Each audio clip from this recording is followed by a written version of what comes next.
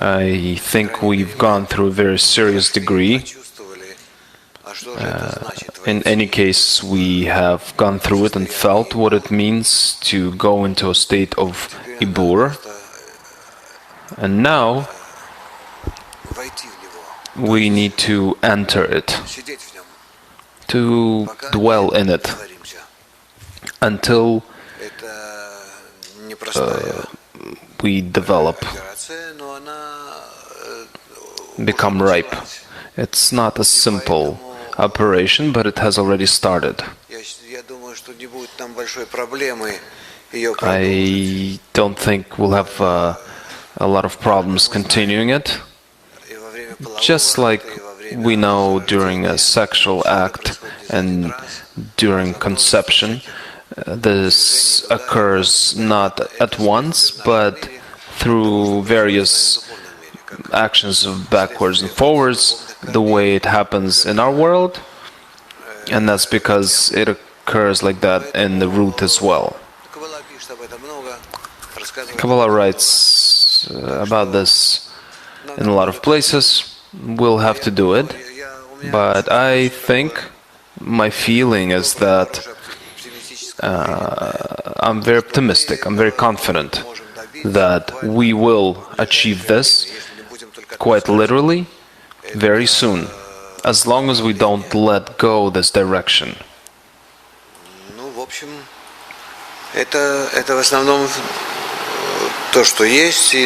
This is what we have.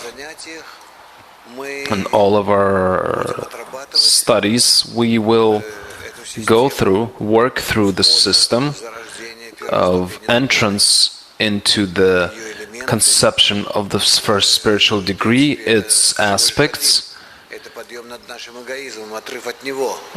It's basically the ascent over our ego, the detachment from it. When you gradually begin to feel that everything that you do is determined by the Creator, by the upper governance. Initially, you are trying to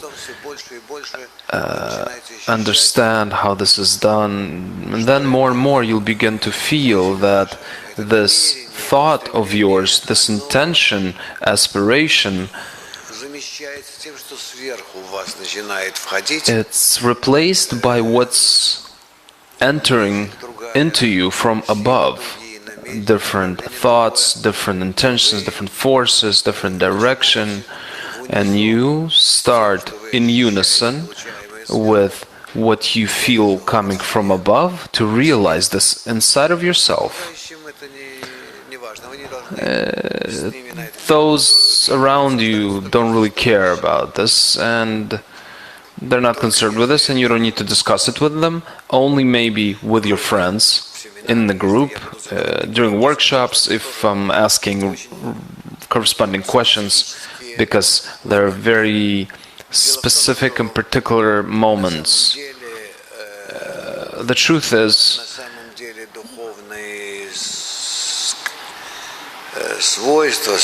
spiritual qualities, consequences, thoughts, movements, they're very individual. And that's why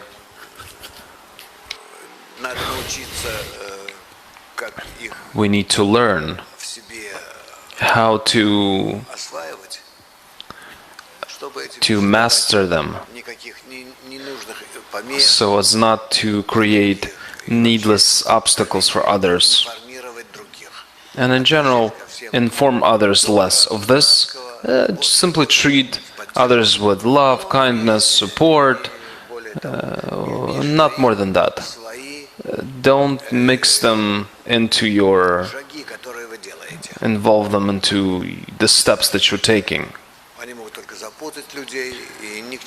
They can confuse people and not lead you anywhere. This is what we need to understand. We'll master this and gradually realize Maybe my words sound tasteless at the moment, but inside you see that there's a lot of movement here. Question? Rav, how can we determine this middle line where I won't harm another? Rav, how can you sense a limit beyond which I can harm another? I need to constantly help another externally. Regardless of what exists above my states, I need to help another. And especially a friend in the group. This needs to be practically on an instinctive level. That's first of all. I don't need to interfere with my thoughts and feelings into others, because each one of us goes through them individually and tempo. Everyone goes through them, and it doesn't matter if you're a man or woman, new students or old students. Once you come into Ibur, then there the states are very precise. We begin to transition from the states of philosophy, theories and illusionary states into the states that are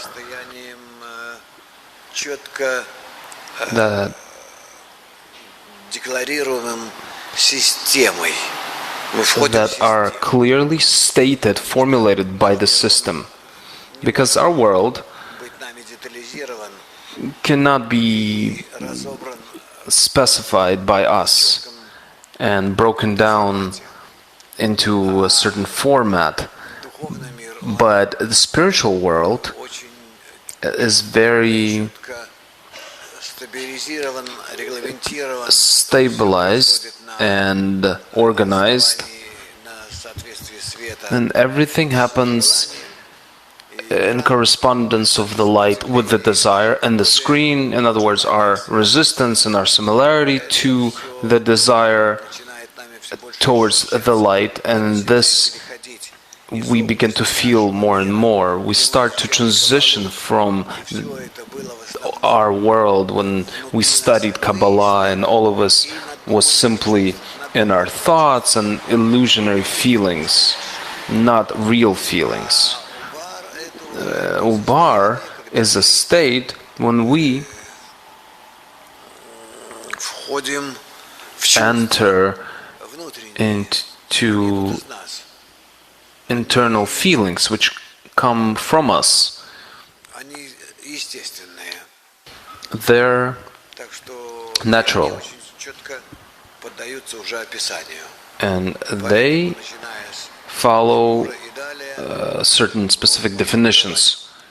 Out of the state of Ibur, we can begin to open the Talmud of Esther Sfirot and quite literally learn what happens there, and within us hear echoes, certain echoes from there. I hope that this is all in front of us. Up until this moment we studied articles of Rabash, a little bit from Bala Salam, because they talked to us about this stage in our path prior to entrance into the spiritual state, but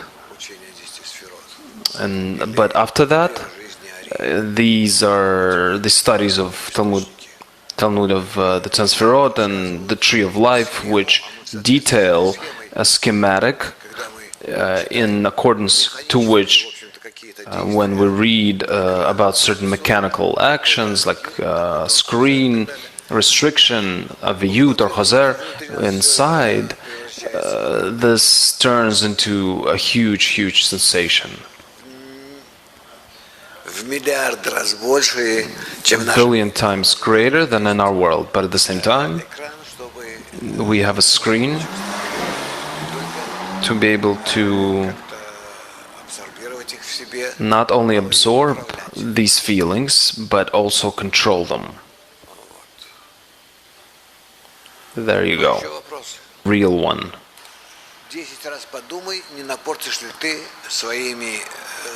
Think 10 times over whether you'll harm your friend with your words. I can't give you any other advice because you'll still be confused and start philosophizing. The more you'll talk, the more I talk, the more opportunities you'll have to get confused. Which is why the best thing to do is to keep quiet, talk about what the teacher asks, and only talk about that topic, and talk generally. Don't try to explain your feelings to each other in no way. We'll go through all of this. Question. Ibur is conception, right? Rav, well, you're the doctor, what are you asking me? Student, I wanted to ask how this occurs in the spiritual. This is a process that we're going through right now? Rav, we started this period. Yes, we began. Student, how can we continue to be in this process, which is not simple, where a sperm goes into a cell, into an egg cell, and dissolves in it. What happens in our world occurs in biological matter, corresponding to the spiritual roots. In the spiritual, this occurs by force. Spiritual forces interact in such a way. In our world, this is, you could say, their reflection on matter, which is why from matter, out of it, we can study more or less correspondence of forces and stages. So what did you want to ask? How does a sperm enter the egg cell? Student, we learned how sperm enters the womb and it dissolves in it and then it begins to develop. Rav, all of our actions, starting from entry into the science of Kabbalah to conception, can be considered as a sexual act. You're jerking back and forth. When semen is ejaculated and enters the womb, that's considered a possible conception. And then when it begins to penetrate into the egg cell, there occurs a bonding between the egg cell and the sperm. At that point, sperm is gets completely dissolved in the egg cell, right? It doesn't get dissolved. You could say its essence, material essence gets dissolved, but his energy is dissolved into the egg cell the way we are dissolved in Bina, in the quality of bestowal. And from this point onwards, we begin to develop. This is a huge spiritual force that exists. This could be 10 lazy people, 9, you're the 10th one, and it doesn't matter that it only seems to you that way. If you relate to them as 9 complete desires to unite together without any limitations, then that is how they'll appear before you. Everything depends on you. That's it. So, with the 10, Rav, where do you see material, corporeal? Everything around you are forces. It only seems to you that you see matter, inanimate, vegetative, animate, even human. It's not matter. These are forces. you begin to see them more acutely. Student, how does this process change me? What happens within me? How to correctly position myself? Rav, what happens with you is a gradual thinning of your desires. You become more sensitive to certain processes that occur within you and around you. Your sensitivity increases. But only towards particular things. But towards other things, it, on the other hand, actually disappears. And there's nothing you can do about it. These are consequences of the influence of the upper light, and that's how it will happen. Oh, we're going on a trip soon. Can you give us a direction? What kind of intention should we have? We feel good together. Don't concern yourself with intention. There are a lot of different people here, perhaps. We feel good together because we have one goal in life, which is why we're close inside. The Creator has united us, and that's why we're happy to be together. And that's that. Since I forget everything immediately, can we ask you again, what do we have to work with after we leave? We shut our mouth, we don't express our emotions. What else? Can you systematically tell us, go over the things?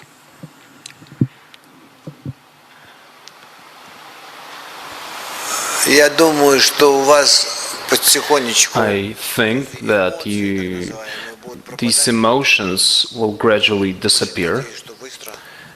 I really hope that sooner rather than later they'll be replaced by a more balanced state when mind and heart will complete each other. You'll see that the system within which you need to act at the same time, Chokhmah and Binah, mind and heart, that's what we're moving towards. The embryo brings a person into a state when he understands that if he's not connected with the text that a Kabbalist wrote, then he's not alive. He's not independent.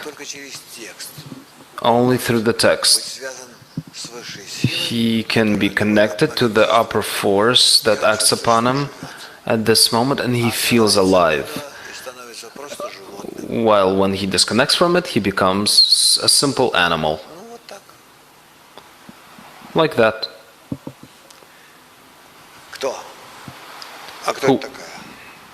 Who's that? Good morning. My name is Leah. I'm from Israel. Now we have questions from Israel. What is this? What is an artificial impregnation in spirituality? Artificial insemination? I don't know what that is. We're wrapping up. Nothing will help you. You're annoying. There's another woman, but maybe next time. Okay, my dears, please come on stage and announce. And we're out of here.